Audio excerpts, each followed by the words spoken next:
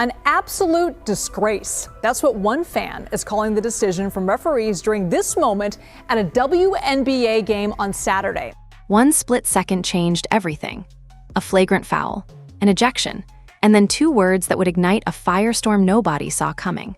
What started as a routine basketball play on a nationally televised game became something far more complicated. A collision of physical intensity, social commentary, and institutional silence that would force the entire WNBA to confront questions it wasn't prepared to answer. Sophie Cunningham took a devastating hit across the head and neck. Carrington was ejected. The referees made their call. But then Carrington posted something online that would completely reframe the entire narrative within minutes. The league responded with a $1,000 fine and almost total silence, which somehow made everything worse. Now, columnists are asking if it's time for Adam Silver to step in. Sports commentators are openly questioning whether the NBA needs to take control of its struggling sister league. And the pressure keeps building from every direction at once. This isn't just about one foul anymore. It's about how a league handles controversy when the spotlight is brighter than it's ever been. Let's break down exactly how one moment spiraled into this and why the league's silence became the real story. Saturday, August 8th, 2026 started like any other nationally televised WNBA matchup. High stakes, packed arena, the kind of game where every possession gets dissected 1,000 times over on social media before the final buzzer even sounds. The Indiana Fever were on the road at the United Center in Chicago, facing off against the Sky in a first-quarter showdown that had all the intensity you'd expect from a mid-season contest, with playoff implications written all over it. This is the type of game the Fever have played in constantly all season, with cameras rolling and analysts ready to break down every moment. But nobody in that arena had any idea that one play would completely overshadow the final score, the team's performance, and everything else that happened on that court. Sophie Cunningham had the ball in transition, moving downhill with purpose. She'd already got a step on the defense, and everything about the moment screamed routine fast break opportunity. This should have been one of those plays that gets forgotten by halftime, a standard layup in a game full of standard possessions. But the moment Cunningham rose up for what looked like a clean finish, Carrington came from behind with a hit that was anything but routine. The contact was hard. It was high. And it caught Cunningham across the head and neck with enough force to knock her sideways while she was still in the air. The impact was visible from every angle, the kind of collision that makes a crowd instinctively hold its breath, because everyone watching knows they just saw something significant happen. Here's what makes this moment even more remarkable. Cunningham's shot still went in. Despite taking a brutal hit midair, despite her body being knocked sideways, the ball still found the bottom of the net. But her landing told a completely different story. She hit the hardwood hard, the kind of impact that echoed through the arena. For just a moment, everyone went quiet. That collective silence before a crowd decides how to react. The officials didn't hesitate. They stopped play immediately and headed to the monitor. This wasn't a situation where they were going to let it slide and move on. This required a full review, frame by frame, camera angle by camera angle, the kind of detailed examination reserved for plays that clearly crossed a line. When the officiating crew came back from their review, the call got upgraded. Flagrant foul penalty 2. Not a flagrant one, which might have allowed Carrington to stay in the game. A flagrant 2, which meant automatic ejection. The referee's own standard was explicit: wind-up, impact, and follow-through high across the neck. That combination signals excessive and unnecessary contact.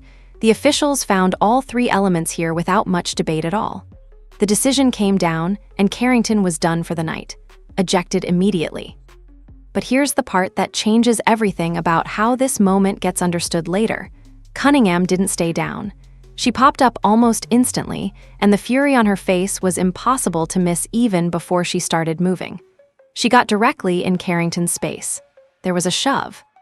Both benches erupted toward the court, and it took the officiating crew, security, and multiple players to keep the situation from boiling over into something much, much bigger than a foul. The intensity was real. The emotion was raw. And everyone watching knew they just witnessed something that was going to have consequences. What made this moment even more significant, though, was context that most casual viewers didn't know yet. This wasn't Carrington's first flagrant foul of the season. Earlier in the year, she'd been assessed a flagrant in the season opener for a hit to the head of Minnesota's Jessica Shepard. Then a second one came later in a game against Seattle after contact with Skylar Diggins' head. 2 flagrants before this one, on 2 different opponents, in 2 different games. This was already being discussed among hardcore fans and analysts before the Cunningham incident ever happened. And that pattern completely changed how this third flagrant landed. It wasn't a one-off play that could be explained away as a moment of aggressive basketball. It was the third instance of the same type of high-contact, high-risk hit in a single season. The officiating crew was in a position that made this call almost unavoidable. They weren't grading one play in isolation. They were grading it within the context of a full season where this exact player had already been flagged twice for the same kind of contact. A third flagrant on a nationally televised game against a player already known league-wide as someone who won't just let a hard foul slide and move on quietly. That's not a close call. That's about as obvious as this league gets.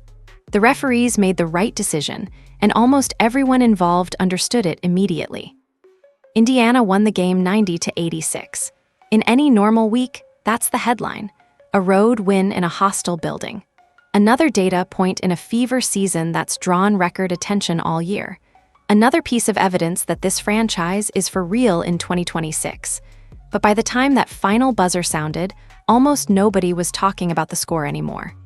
The final score barely got mentioned in post-game coverage.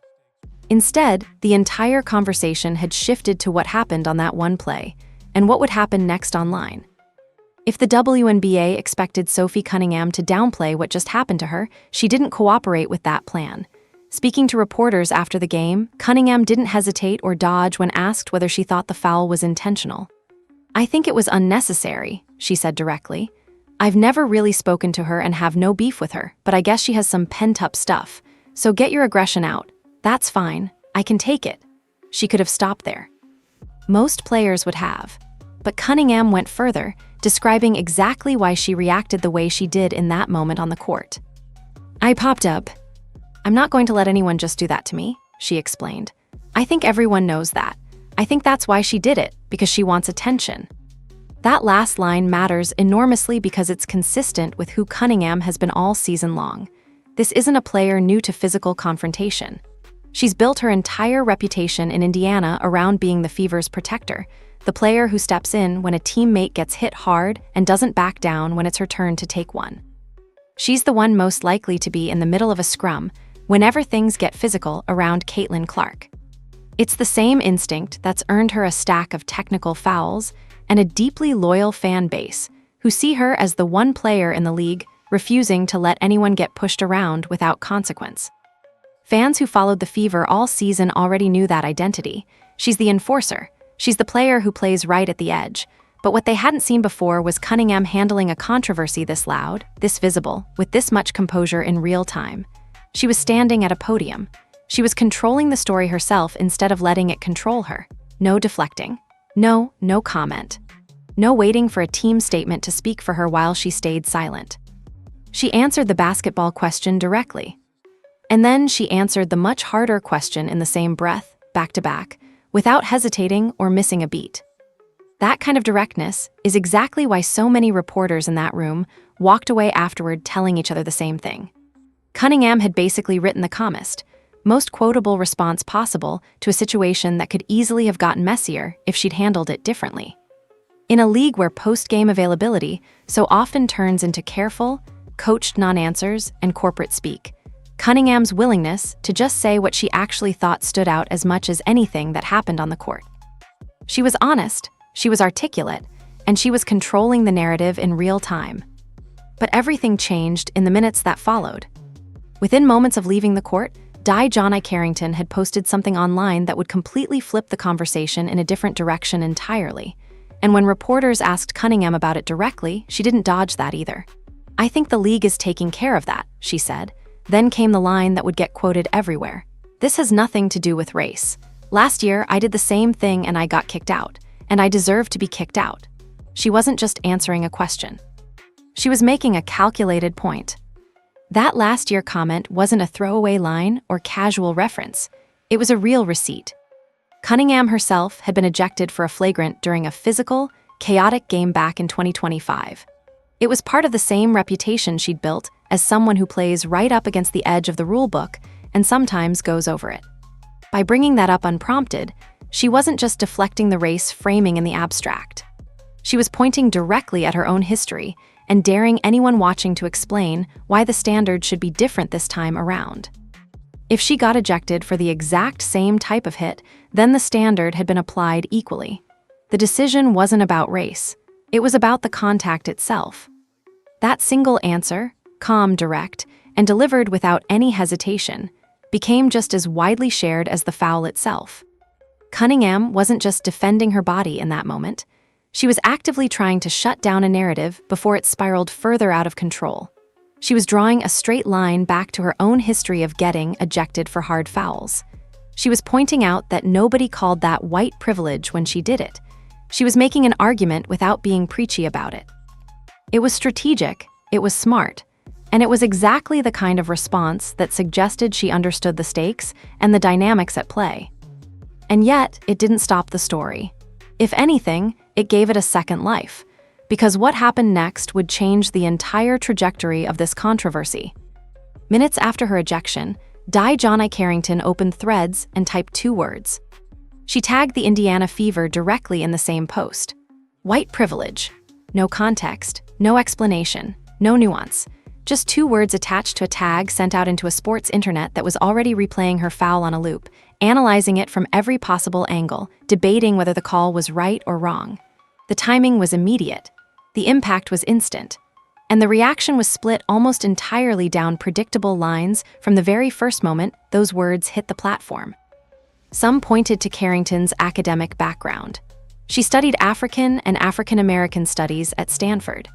People arguing she was speaking to something bigger than one basketball play, a broader point about how physical fouls get judged depending on who's throwing them and who's absorbing them.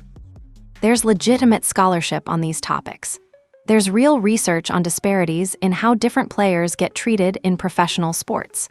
People with that kind of educational foundation have credibility when they speak on these issues.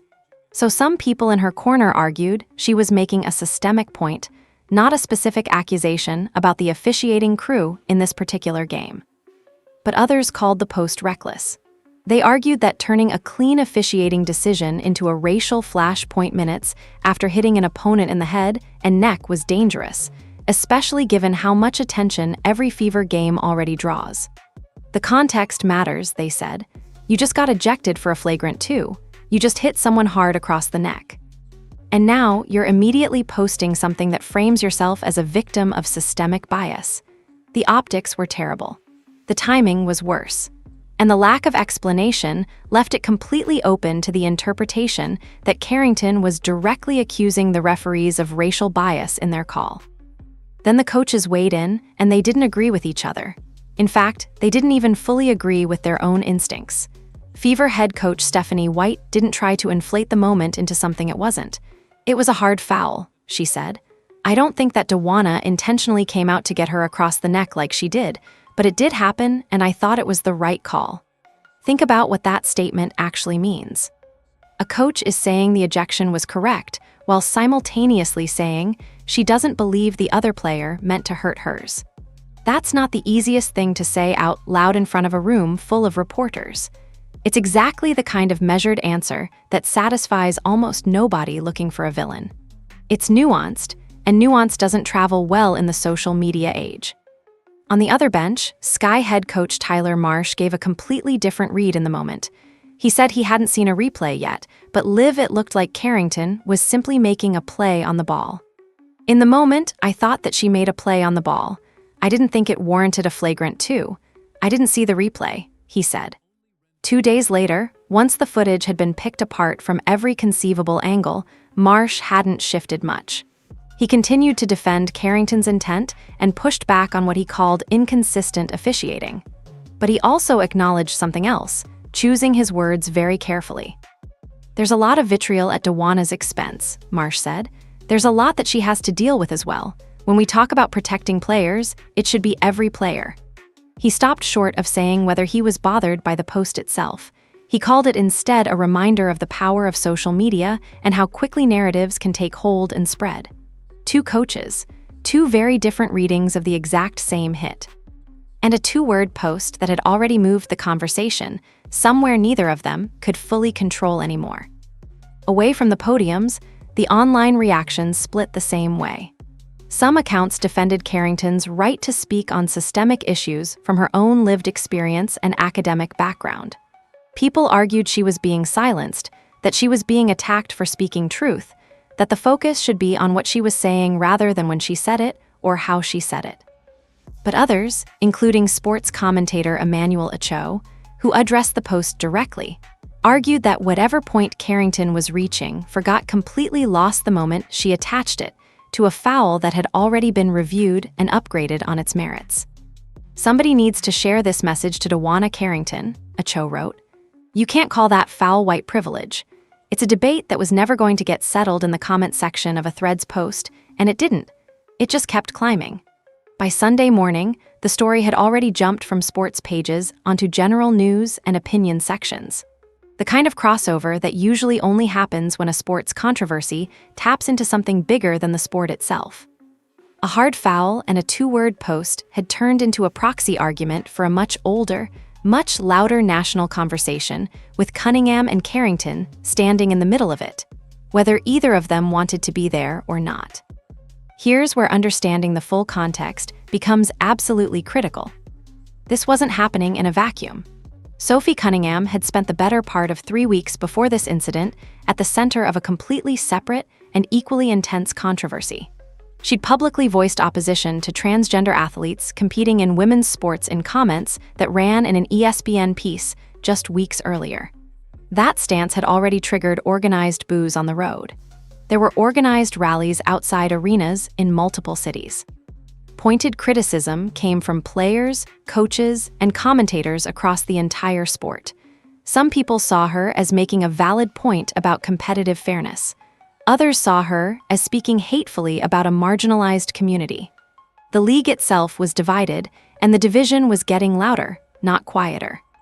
That controversy had even factored into a completely separate incident just weeks before the Cunningham-Carrington foul. A team co-owner was actually suspended by the league for confronting two teenage fans who were holding a sign in support of Cunningham's position on this issue, a suspension the league did act on quickly at the time. Within days, the WNBA had disciplined the co-owner. The message was clear: we're taking this seriously. We're moving fast. We're not going to tolerate certain behavior. But that same league would soon face questions about why it moved so decisively in that situation, and then moved so slowly in this one. The WNBA's own commissioner, Kathy Engelbert, sent a memo to teams just days before this game acknowledging that discussions about transgender participation in the league were ongoing. These weren't hypothetical conversations. They were happening right now, in real time, as the league tried to figure out its policies and its position. The memo was an attempt to establish some kind of official framework for how the league wanted to handle these conversations. Dropping a race-charged flashpoint on top of an already volatile few weeks did not exactly cool things down. It added a second live wire to a league that was already trying not to get shocked by the first one. This is the part that makes the league's silence so noticeable in hindsight. When the league wanted to act fast, when it needed to find and suspend an owner within days over comments made to two teenagers in a parking lot, it did exactly that. The machinery moved quickly. The decision was decisive. The message was sent. But when the incident involves one of its own players, a nationally reviewed foul that got upgraded to flagrant 2, and a post that's been debated by columnists on national television for 2 straight days, the same league had said almost nothing beyond a fine that most people didn't even hear about until reporters went digging for it. Carrington herself tried to walk back part of the firestorm 2 days later. She posted a clarification that pushed back on how her original post had been interpreted. "I've never once claimed that the assessment of the foul was white privilege," she wrote. She added that she considered herself far from ignorant or asinine when it comes to speaking on white privilege, a pointed reference to her academic background and education. She was trying to establish that her comment was more sophisticated than people were reading it as. She was trying to separate her intent from how people had received it. Whether that clarification landed the way she intended is its own entire debate. But it came only after the story had already spent 2 full days dominating sports media, largely because the league itself hadn't said anything to shape the conversation one way or the other. There's a real gap between what Carrington says she meant and what most people took from 2 words with no context attached. She's arguing the criticism was a misreading. That pointing out a broader concept doesn't mean she was accusing the officiating crew of racial bias in that specific call. Critics aren't buying the distinction. They're arguing that whatever nuance she intended got completely erased the moment she tagged the Indiana Fever directly in the same breath as her own ejection. Both things can be true at once. She can have a real academic basis for the phrase she used. And the phrasing itself, stripped of any explanation, can still be read as a direct accusation by almost everyone scrolling past it without stopping to read her follow-up or think deeply about what she might have meant. That's just how communication works on social media. Context disappears, nuance dies, intent gets lost, reception becomes reality. That gap between what Carrington says she meant and what people actually understood her to mean is exactly why this story had the shelf life it did. It kept growing because nobody at the league level was stepping in to try to manage it. The pressure didn't disappear. It just moved to people with bigger platforms and louder voices. Media personalities started weighing in. Sports commentators were taking sides. Columnists were writing about it. The story was spreading faster and faster, and the league's silence just seemed to amplify everything. One person's social media post had somehow turned into a national conversation about race, bias, accountability, and whether the WNBA even knew how to manage crisis situations in the modern media landscape. And the league was letting it all happen without saying a word. With the WNBA staying quiet, the pressure didn't disappear. It just moved upward and outward to people with bigger platforms and louder voices who were willing to weigh in where the league wouldn't. Fox News columnist Joe Conca didn't hold back. He called for a season-long suspension and described the foul itself as deliberate and politically motivated. He tied it directly to the backlash Cunningham has faced over her comments on trans athletes, suggesting there was a coordinated effort to punish her for speaking her mind. It was a hot take designed to inflame rather than inform, but it had reach. It had an audience. And it was part of the growing narrative that the WNBA was losing control of the situation. Analyst Aaron Torres went even further in his criticism of the league's handling of the situation. He said bluntly that it might be time for Adam Silver to consider shutting down the WNBA entirely. That's an extreme position, but it was being said in major media outlets. The implication was clear. If the WNBA can't manage its own controversies, maybe it shouldn't exist as an independent entity. Emmanuel Acho added his voice publicly as well, criticizing Carrington's post directly and telling her in his words that she can't call that foul white privilege. The pressure was coming from every direction. Here's what actually needs to be said clearly and directly. None of that criticism means Adam Silver has done anything about this specific situation. He hasn't commented on the Cunningham-Carrington incident. He hasn't found anyone connected to it. He hasn't issued any statement tied to this controversy. Not one. His most recent public comments on the WNBA this year were about something entirely different, the league's finances. He's previously pointed out that the NBA has historically absorbed significant annual losses to keep the WNBA running. That's a financial reality that shapes the relationship between the 2 leagues.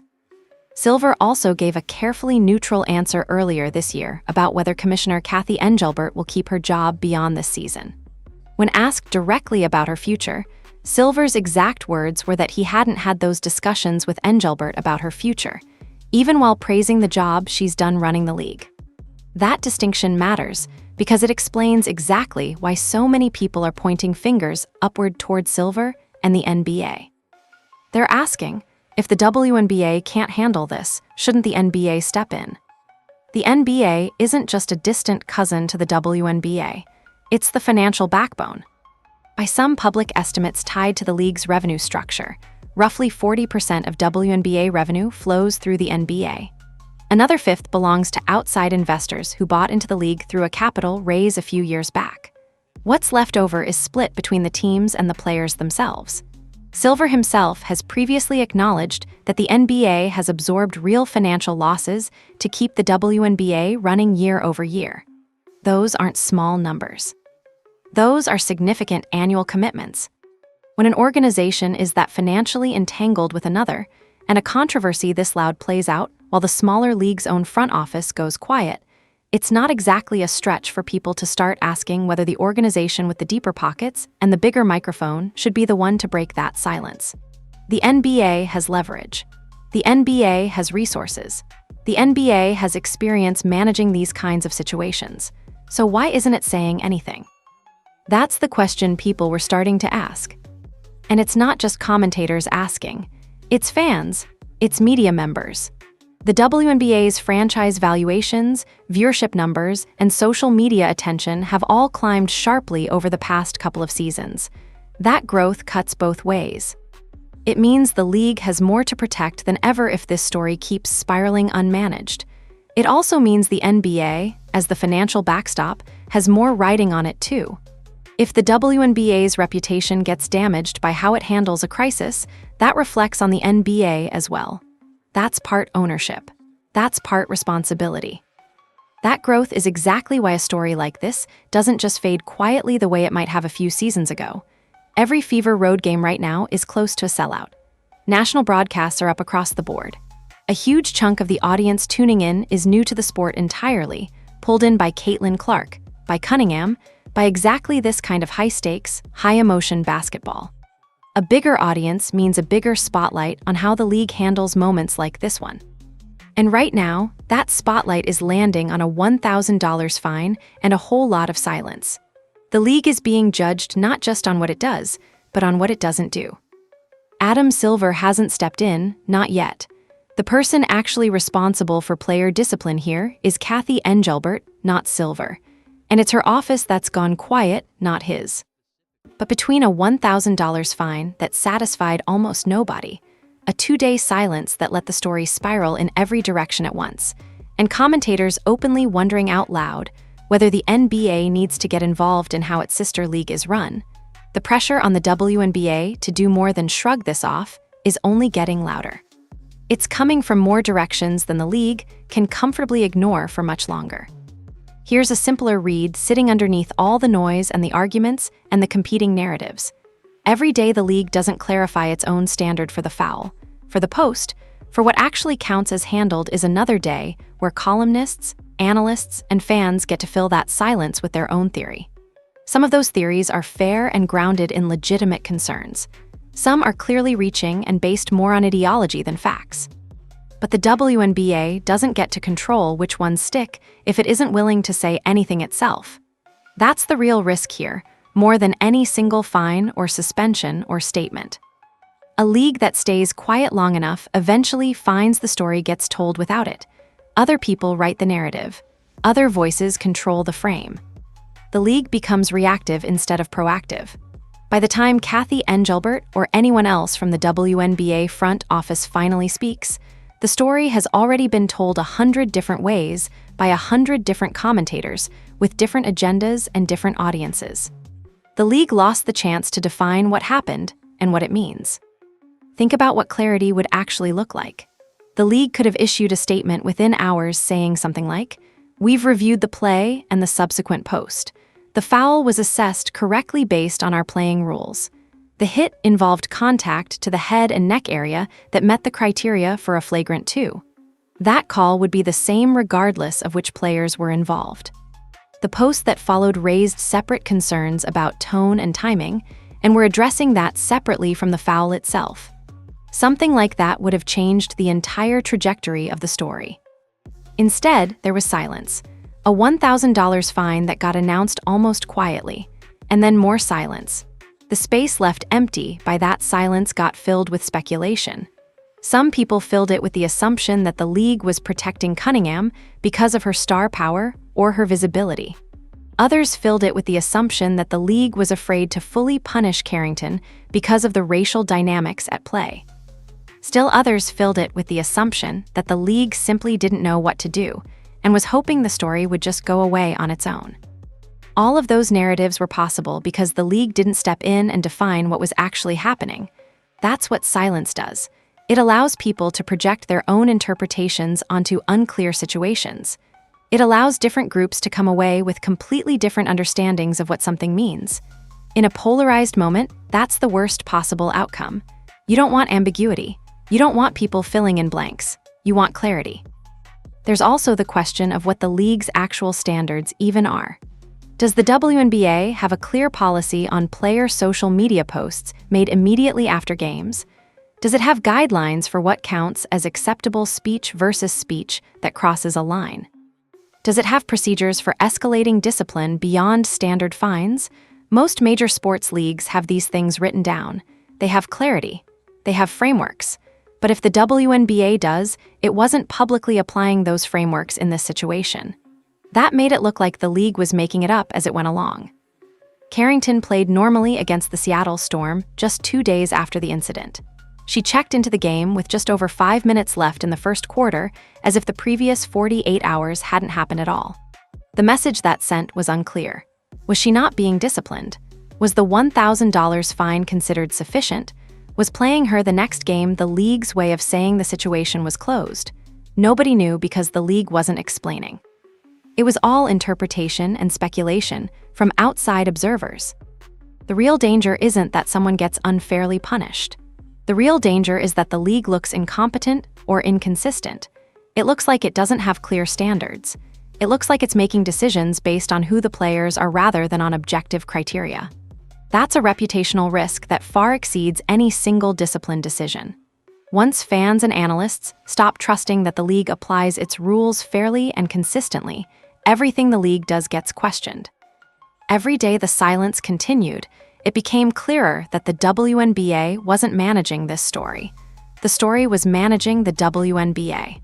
The league was being told what this meant rather than telling people what it meant. That's a losing position for an organization trying to build credibility and trust, especially with a new, growing audience that's just starting to pay attention to the sport. A league in that position has 3 choices.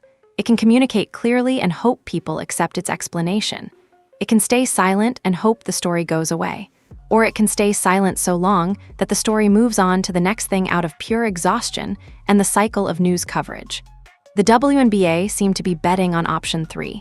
But that's a strategy that only works if nothing else happens to keep the story alive. And in the modern media landscape, there's always something else.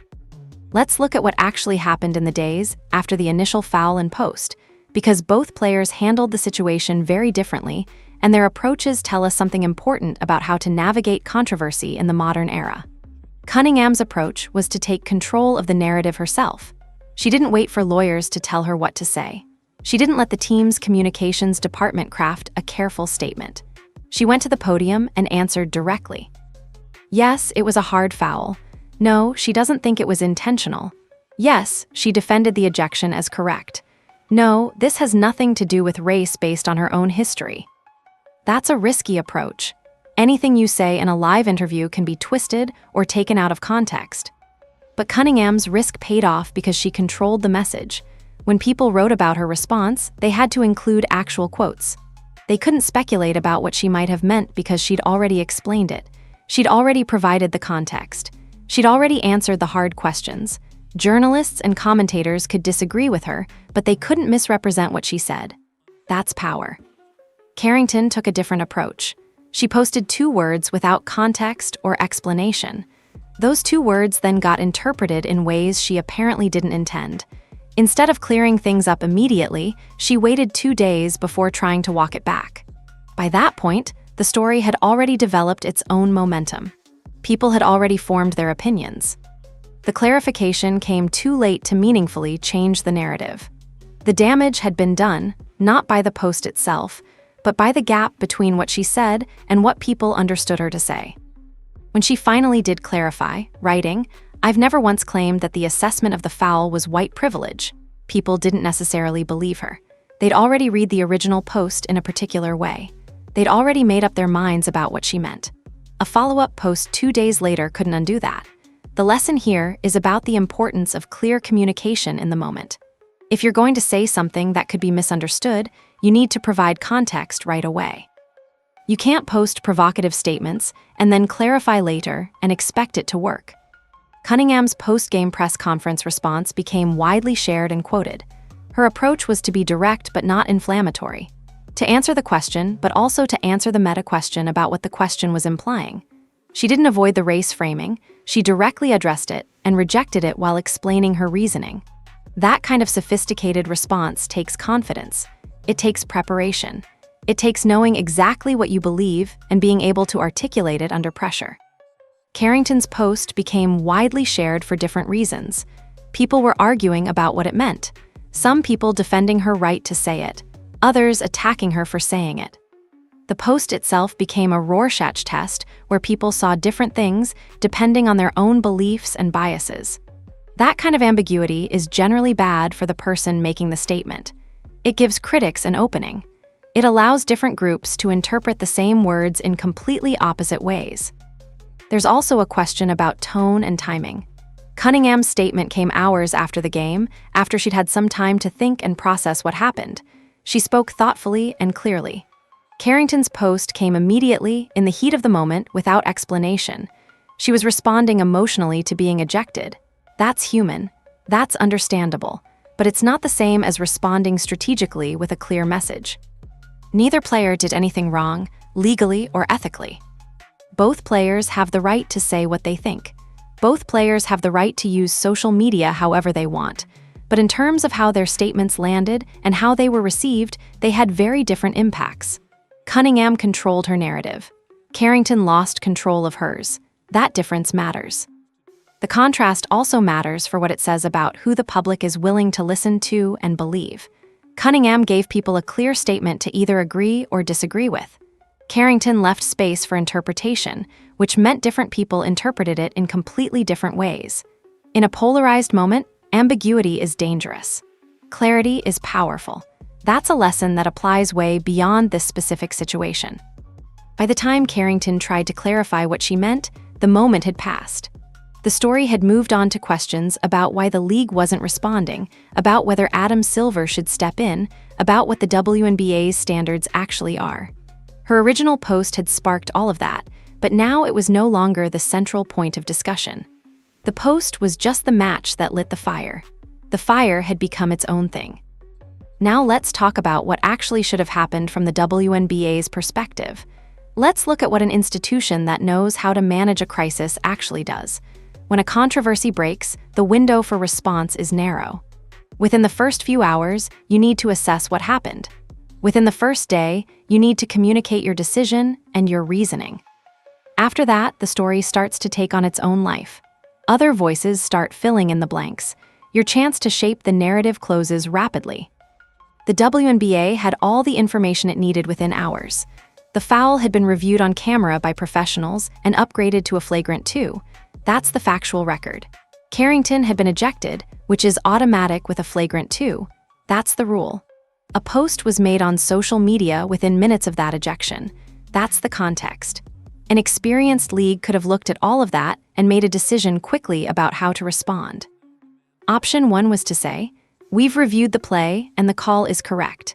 That foul meets our standard for flagrant 2 regardless of which players are involved." The post that followed is a separate matter that we're addressing separately. Something like that would have framed the foul as a neutral application of the rules and kept the post from becoming entangled with the play itself. Option 2 was to say, "We've reviewed the play and the call is correct." The post that followed reflects the emotional reaction of a player in the immediate aftermath of a difficult moment. We don't think it reflects her actual belief about how the game is officiated. We're addressing the matter internally with the player. That would have shown understanding of the human element while still maintaining clarity about the on-court call. Option 3 was to say nothing. That's what the WNBA chose. And in choosing to say nothing, it essentially chose to let everyone else tell the story. Fox News told one version. ESPN told another. Twitter told 100 versions. By the time the league finally could have stepped in meaningfully, the story had become about the league's silence rather than about the original incident. That silence became the story because silence in a crisis always becomes the story. When you have the facts on your side and you're not sharing them, people start to wonder why. When you have the power to shape the narrative and you're not using it, people start to assume you're either incompetent or complicit. They start to believe there's something you're hiding. That's what happened here. The league also sent a confusing message by the way it handled discipline in related situations. Remember, the co-owner of the Seattle Storm was suspended within days for confronting two teenagers in a parking lot. A decision was made quickly. A consequence was enforced. The league sent a clear signal: we take this seriously and we act fast. But then when Carrington was ejected and posted something controversial, the league response was a $1,000 fine and silence. The contrast was so stark that it immediately raised questions. Why was the league willing to suspend an owner, but not willing to make any statement about what a player said? Was it because the owner was in a position of power and the player wasn't? Was it about the content of what was being said? Was it about the politics of each situation? Nobody knew because the league wasn't explaining. All anyone could do was speculate, and speculation filled the space that explanation should have occupied. There's also the question of consistency and standards. If you're going to fine Carrington $1,000 for a social media post, you need to be clear about why. What rule did she violate? What standard did she breach? Does the WNBA have a policy about player posts within a certain window after games? Does it restrict certain kinds of speech? If so, what are the penalties for different violations? These are things that would normally be in a league's handbook. The fact that the league wasn't invoking them or explaining them made the fine look arbitrary. An arbitrary-looking punishment is worse than no punishment at all because it suggests the league is making decisions based on things other than objective criteria. It looks like the league might be punishing Carrington for what she said rather than for how she said it. It looks like the league might be protecting Cunningham because of who she is. That's the narrative that develops when you don't explain your decisions clearly. The real institutional failure wasn't any single decision. It was the refusal to communicate clearly about multiple decisions. The foul call was fine, the ejection was automatic, the fine was issued. Those are all defensible, but the lack of explanation made them all look questionable. That's the lesson for any organization trying to manage a crisis. Silence doesn't protect you, it exposes you. Clarity is your best defense, and the longer you wait to communicate, the harder it is to regain control of the narrative. By the time this situation was a few days old, the WNBA's reputation for crisis management was already damaged. People were openly asking whether the NBA should take over. That wouldn't have happened if someone had simply stood up and explained what the league did and why it did it. That's not dodging accountability. That's accepting it and explaining your reasoning to the people who have a right to know. So here's where this leaves us. A foul upgraded to a flagrant 2. A 2-word post that split a locker room and the internet. A $1,000 fine followed by silence. A player back on the court like nothing happened. Cunningham answered every hard question herself and controlled her narrative. Carrington walked it back 2 days too late and lost control of hers. Columnists and fans alike are asking, how long before Adam Silver has to weigh in? Wind up, impact, follow through. 3 words meant to close this chapter. Instead, they might just be the opening ones. Because what this incident really exposed isn't a problem with one foul or one post. It exposed a league that doesn't know how to communicate in a crisis. A league that has real power to shape conversations and isn't using it. A league that's growing and getting attention, but hasn't figured out how to manage that attention responsibly. The WNBA is at a crossroads. It can learn from this and build systems for handling the next crisis. It can clarify its standards and communicate them clearly. Or it can keep hoping that silence will make these situations go away. The next time something like this happens, and there will be a next time, everyone will be watching to see what the league learned. For now, they're still waiting for it to speak.